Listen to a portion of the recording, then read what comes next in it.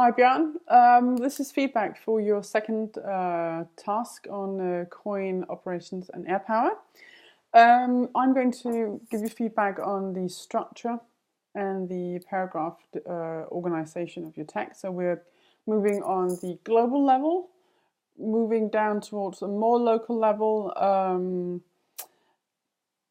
If those terms don't make sense, find the PowerPoint that I gave you the first time we met. There's an explanation and definition of the different terms there. But before I do that, the overall impression here of your English is that it's fluent. You write very clearly. That means that it's easy for me to understand what you want to say. There's no kind of noise coming from errors or anything like that. It's cohesive. It's correct in most parts, and it's quite nuanced. So you're doing quite well in terms of the sort of basic skills of English. If we move then to the structure, you have a resume, which is basically what we call a CV in English, is a resume. So what you mean is a summary. Resume is a summary. And then you have the problem. I understand what you're doing there. It's sort of just overkill for such a short assignment as this. Had it been longer, it would have been a really great help for the reader to have kind of the summary first, and then what am I trying to discuss or answer in this text. We don't need this for such a short piece of writing.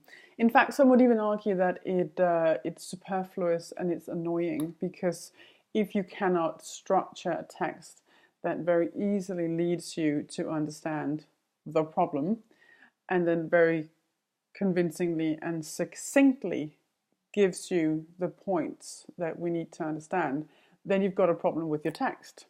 I don't think that's the case with you. I think it's just a matter of you kind of modeling the genre, the type of text, with the summary and then the problem, or I guess problemformulering, I think is perhaps what you're trying to say, or the problemstilling, which it would be in Danish, I think. So just skip that. However, the summary does work as a good introduction to the text in general, because it gives me an idea of what you're going to be doing. So I would say don't skip that, just use it perhaps in a shortened version as an introduction to the content of your text. But add on to that, and this is important, an actual introduction to the text as a text. I think maybe you know the word metasprog, or the phrase metasprog. We don't really call it meta-language in English, but let's just call it that for now. It's basically giving me an overall idea of where we're going with the text, like a roadmap. I've used this analogy many times in the other videos. So you're going from A to B. Certain places you'll stop along the way in order to arrive at your conclusion, which is of course your final destination. When you progress into your body text, you then signpost, you tell me, where am I on this road towards the conclusion? And you also give me kind of an indication of why those things are necessary for me to understand in order to understand your conclusion in the first place. So it makes you seem like you're in control of your text, that you are considerate, that you are deliberate in your conceptualization and in your communication. So that makes you seem very credible. So please consider that for next time, because that will just greatly improve the impression of the text. So that's to do with the structure. If you go into the paragraphs and the organization of that, if you look at your second part of the text, that has 2 paragraphs, those are both too long and need revision.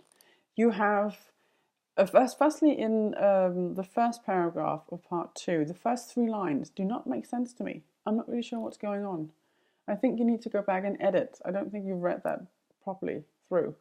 But those 2 paragraphs are too long. They should be divided into more paragraphs.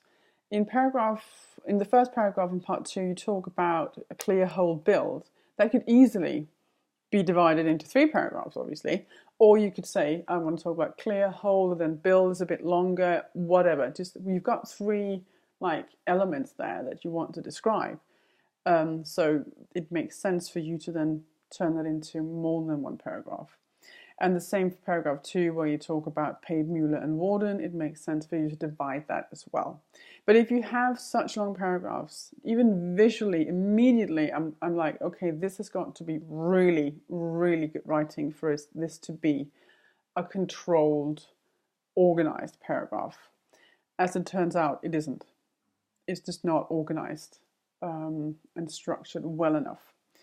So keep that in mind. Outside of that, you're doing okay in terms of the organization of the paragraph, in terms of transitioning from the different paragraphs, so that in general the text does seem coherent,